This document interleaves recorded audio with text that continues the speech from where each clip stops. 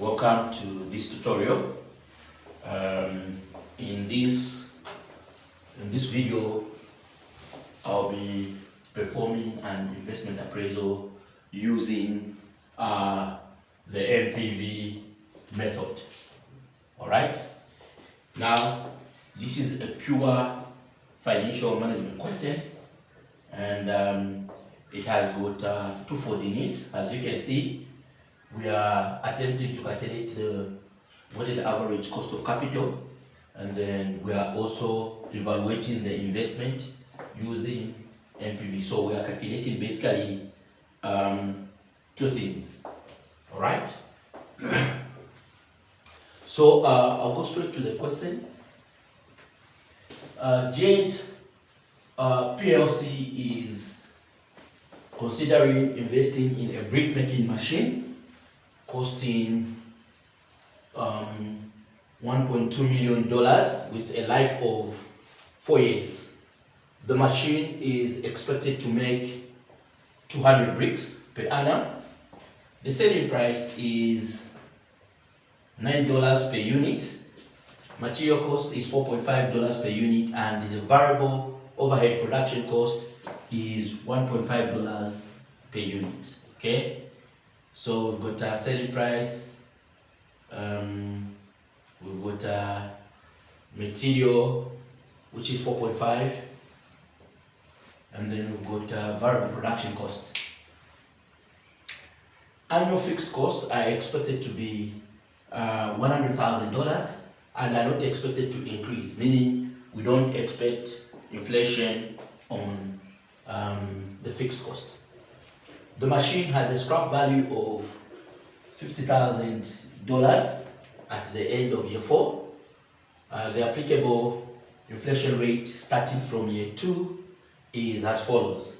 Selling price will be increasing at 10% starting from year 2. So meaning in year 1, the selling price will maintain to be $9 per unit. In year 2, we'll increase it by 10%.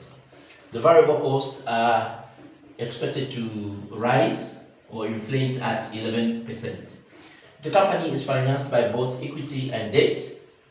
The debt comprises 10% loan notes of $450 million.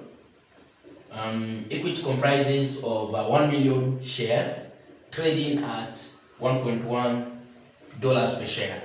JPLC has an equity beta of 1.3. The risk-free rate is 7%, and the expected market return is 15%. Corporate tax is 30% per year. Required, calculate the weighted average cost of capital, commonly known as WACC. So the first thing we're going to do is we're going to calculate WACC. Okay, and I can now say solution.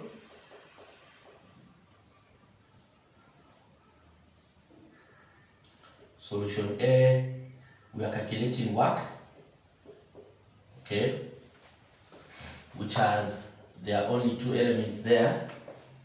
There is equity and debt, so I'll need value of equity, and I'll need value of equity plus value of debt multiplied by cost of equity. Now you can see the trend. Because I've got value of equity, I'm multiplying with cost of equity that side. Okay?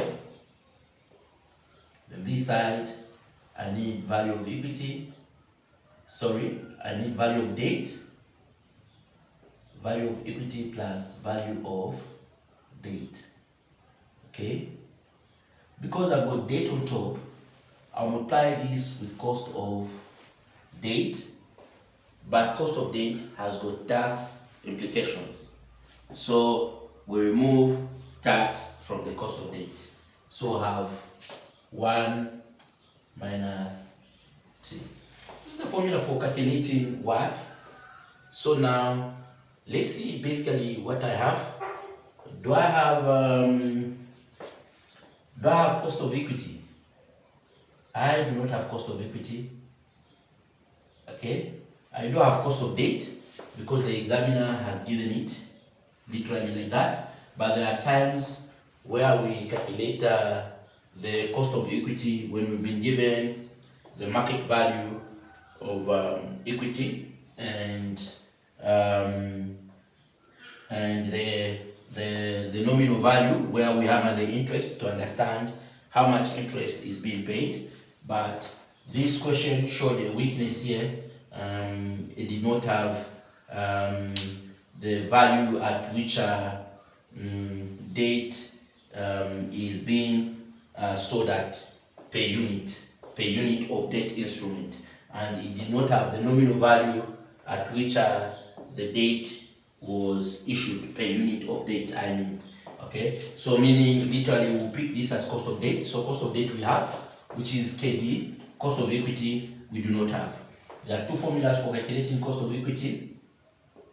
The first one is dividend 1 plus growth rate over market share of a share plus growth rate. And then we have the other one, which is cost of equity is equal to risk-free rate plus beta value market return minus risk-free. All right. So now from here, we can tell which formula we're going to use. This one does not qualify because we can't tell what the growth rate is, and then we do not know what the dividend payment was. But for this one, it qualifies because from the information that we've been given, we can easily tell to say we've got the risk-free rate, which is basically the 7%, and then we've got the beta value there, and then we've got the required market return, or the expected market return, which is the 15%. So this one has all the components that are required to calculate the cost of equity. So we're going to use this formula here. This one has been disqualified. Okay, so cost of equity is equal to risk-free rate, which is 7%, and then we have the beta value, which is 1.3, and then we have the market return, which is 15, market return there, and then we have the risk-free rate, which is 7. So now we can process this. 15 minus, I'm following board mass. 15 minus 7 gives me 8. 8 multiplied by 1.3, I have 10.4. 10.4 plus 7, I have 17.4. So my cost of equity is basically 17.4%. That's my cost of equity. I've said cost of debt we've been given. So KD, cost of debt, is basically 10%. And the assumption is that this 10% is pre-tax, meaning tax hasn't taken any effect there. All right. So we just have it like that. It's not post-tax. Okay. So that's the cost of debt. So now you can see we have got cost of equity, cost of debt. We do not have value of equity, but we can find the value of equity. VE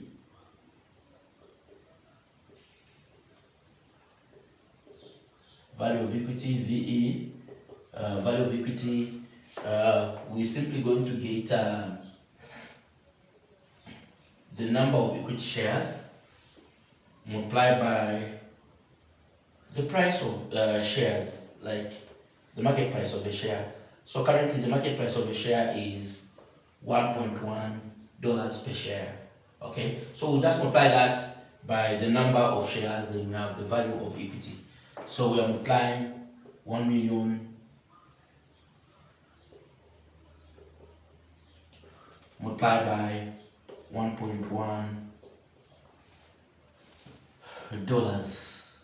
This will be 1.1 million. That's the value of equity.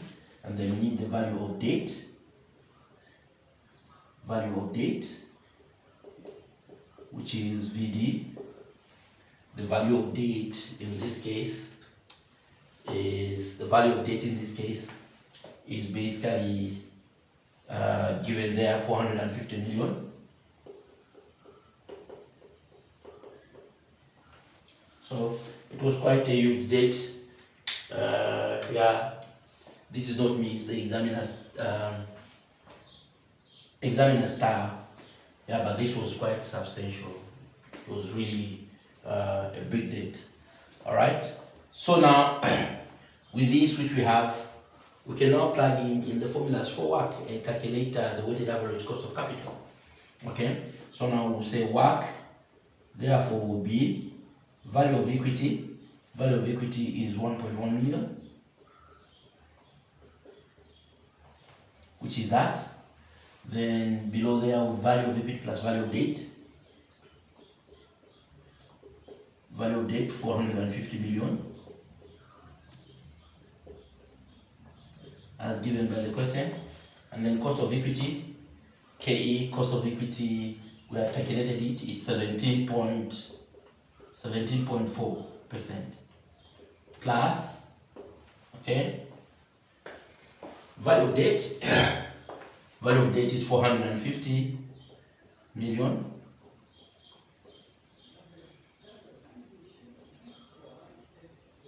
$1 million here plus 450 million. Okay, and then we have cost of debt, which is 10, but we have the tax effect, so we are removing 0.3. We're removing the 0.3 there. Okay, so this is to make it clear, this is basically 10. So now we can process this on the calculator. So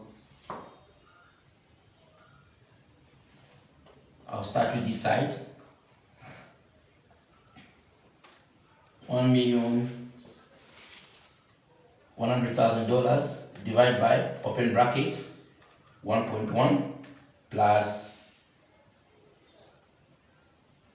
450, like that. Okay. Yes, 1,100,000 divided by, open brackets, 1,100,000 plus 450 million.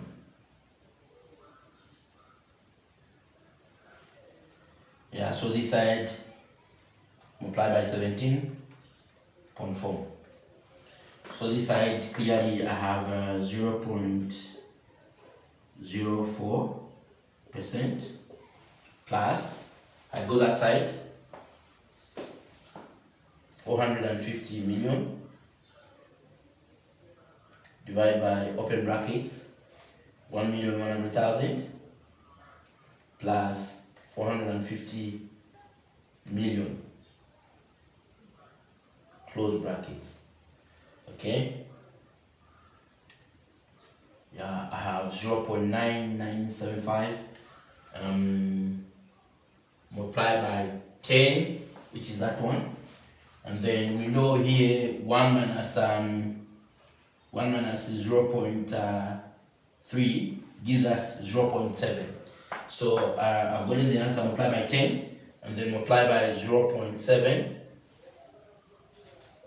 I have an answer which is 6.98. Okay, so now 6.98%. So 0.04 plus 6.98, 0.04 plus 6.98, I have 7.02%. So literally we can say 7%. Okay, that is our weighted average cost of capital. Okay, that's our weighted average cost of capital.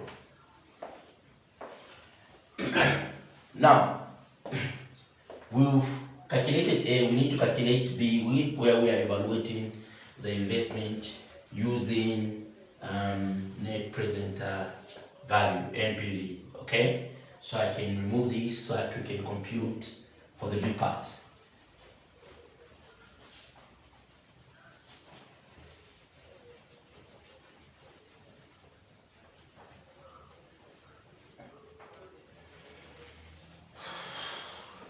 B, there we go.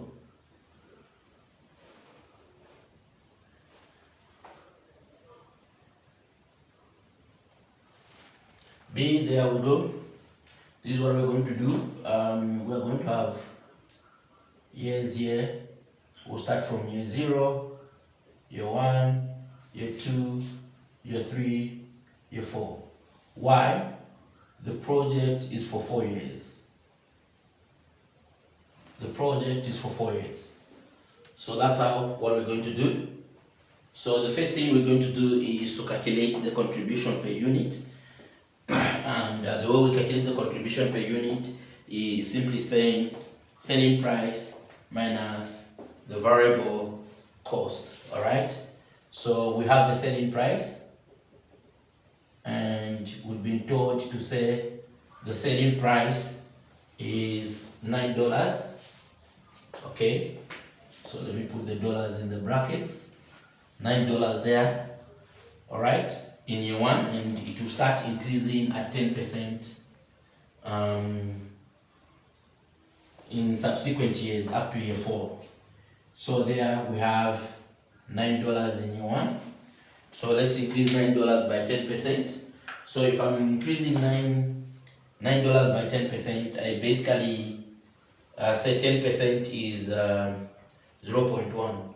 So to 0.1, I simply add a 1. So now I have 1.1. So meaning I'll be multiplying the numbers by 1.1, meaning I'm increasing by 10%. Okay? If this method doesn't work for you, increase manually where you calculate the 10% of $9 and then you add it to $9, you'll have increased to 10%. Okay? You will have increased by 10%. So there I go. I have 9.9. Okay? And then 9.9 multiplied by 1.1, I have 10.89 multiplied by 1.1, I have 11.98. Okay, so I've increased by 10%, and then I come to the variable cost. I've got 2 variable costs. There's material and there's also a variable production overhead. So I'll start with material. Material in year 1 is 4.5. Why am I putting in brackets? Because I'm subtracting. Remember, I'm calculating contribution per unit. Contribution per unit is calculated by saying selling price minus variable cost. Okay, so 4.5 there, and then these will be increasing by 11%.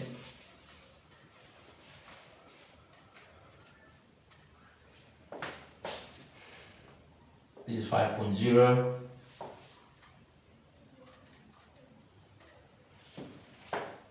5.54.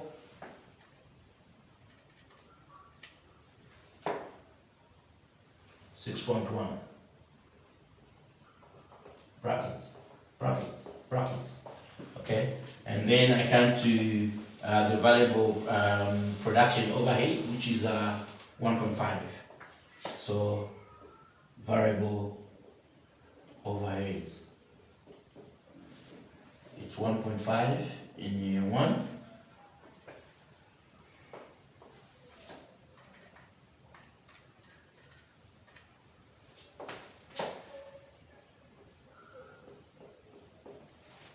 $1.67,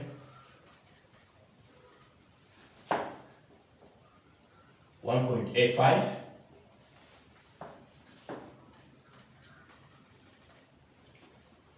2.05, like that. All right, and then from here I can calculate what the contribution is per unit. I'll call this contribution per unit.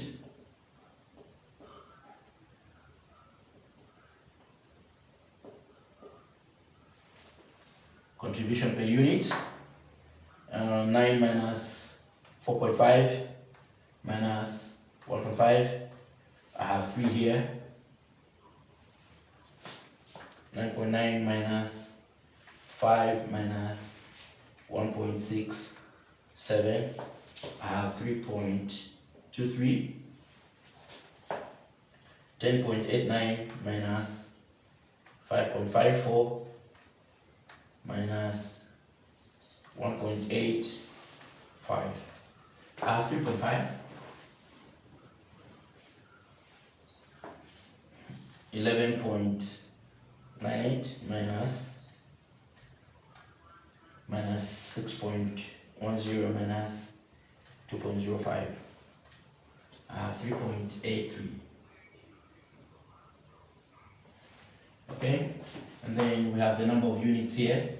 What are we trying to do? We are trying to multiply the contribution per unit, multiply by the number of units, so that we can now obtain total contribution. Total contribution is contribution per unit multiplied by the total number of units. All right. So now I have units here. Units there, 200,000. 200,000 there. 200,000 there.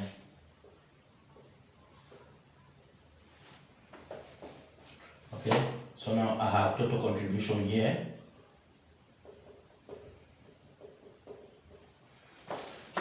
That will be 600,000. 3.23 multiplied by 200,000.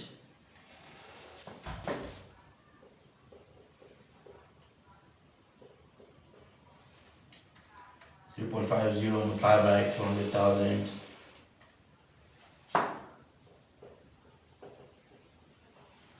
3.83 multiplied by 200,000.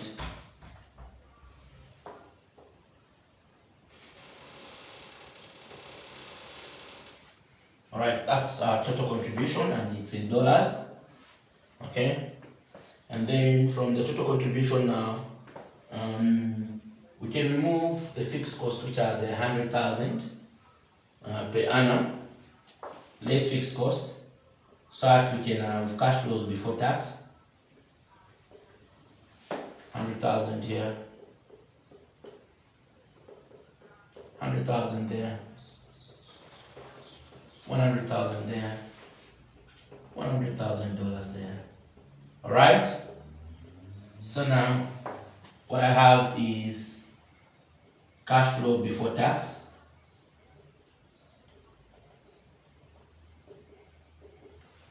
Remember, I still have a zero. I haven't put anything there. So cash flow before tax, I have 500,000 here, 546,000 here, 600 there, 666 there.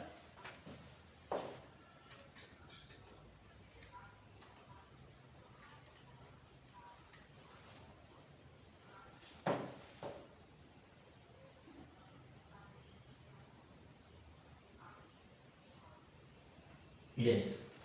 All right. So now, what am I going to do here? Just verifying the number. Not too sure though.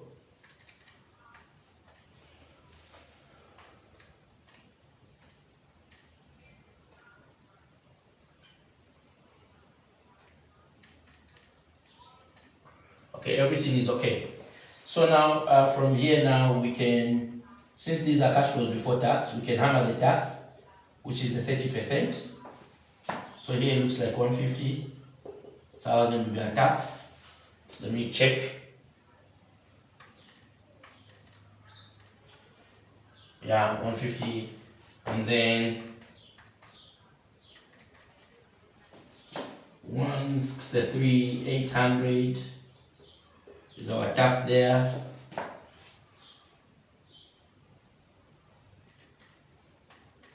This should be 180,000 is our tax there.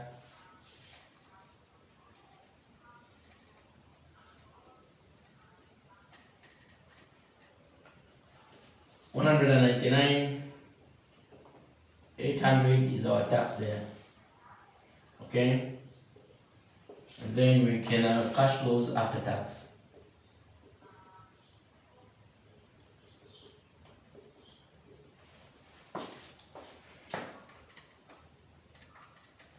$350 here, 546,000 minus 163,800.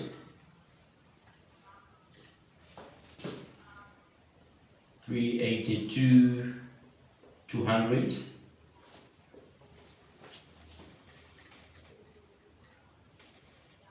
$600 minus 180,000 for 20,000.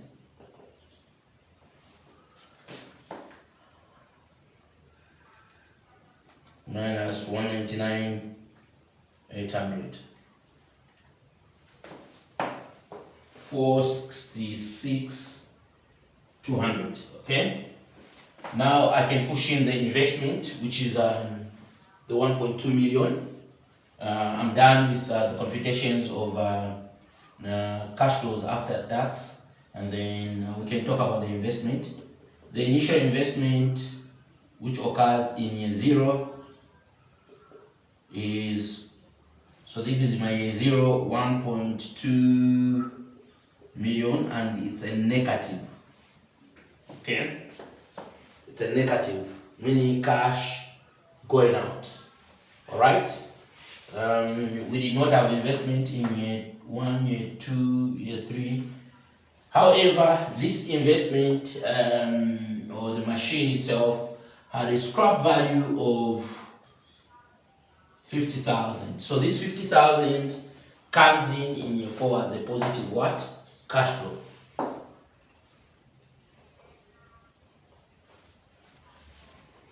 $50,000 comes in year 4 as a positive what? Cash flow. Why? Because we are saying after the project has come to an end, there is a 50,000 scrap value of the original machine. Now, if the original machine had a scrap value of 50,000 at the end of year 4, since the project has come to an end, we are no longer making bricks. We would rather sell this machine because we don't intend to use it anywhere else. So when we sell it, it will realize a 50,000. So we put it as a positive cash flow at the end of year 4. All right. So now after doing this, we can find what we call as the net cash flows.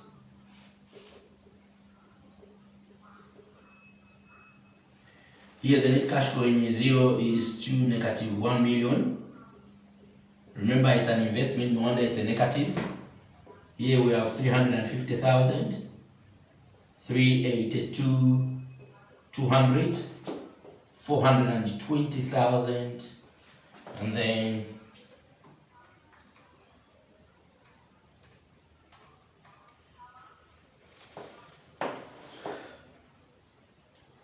$516,200.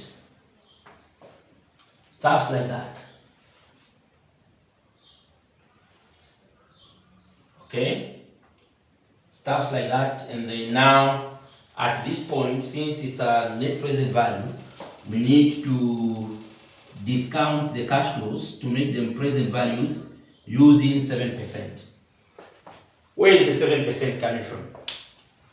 Remember, we're calculating the weighted average cost of capital, the WACC, which was 7.02%. So I just rounded it off to a round figure, which is 7%. So the WACC is the one that we use here to discount, to find what we are calling as net present value. So for us to find the net present value, we first need to find the present values, and then we are going to net off the cost against the positive cash flows, so that we can find the NPV. And the formula for discount factor is 1 plus R raised to the power negative n, where negative n is basically the number of years. So for year 0, it's going to be 1 plus 0.07 raised to the power negative 0, which gives us 1. For year 1, where there is a 0 there, we'll put 1. For year 1, we are going to have 0.935. For year 2, where there is 1 there, I'll put 2. For year 2, we're going to have 0.873. For year 3, we are going to have 0.816. 4 there now. For year 4, we are going to have 0.763, like that. All right. So now from here, we can calculate the present values, okay, by simply multiplying the net cash flow with the discount factor. This multiplied by that still maintains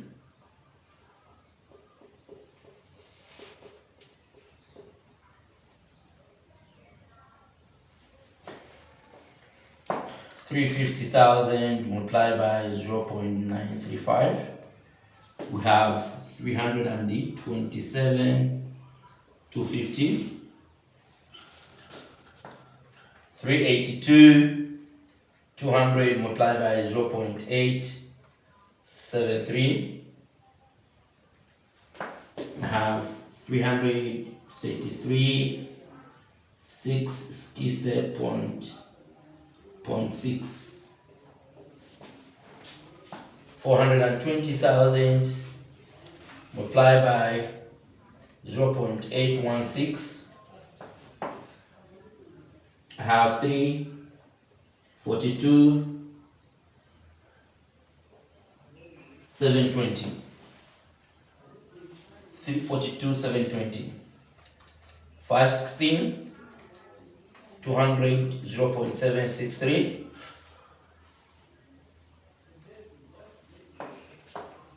393, 8 skiste 0.6. 393, 8 skiste 0.6. Now with these values, I can calculate the net present value. What I'll simply do is I'll add this plus that plus that plus that minus the negative value. This plus that plus that plus that minus $1,200,000. Then I have the net present value. 393, 860.6 plus 342, 720 plus 333, 660.6 plus 327, 250 minus 1,200,000. I have 197,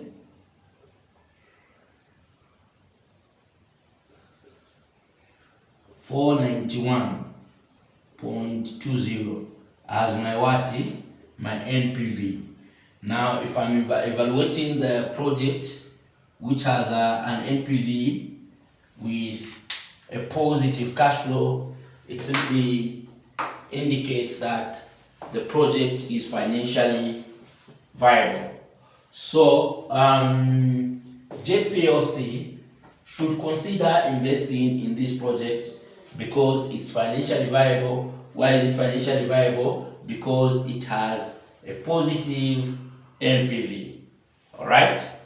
So that's how we calculate NPV, and that's how things work out as we do investment appraisal. So it's a pure financial management question. It comes in twofold.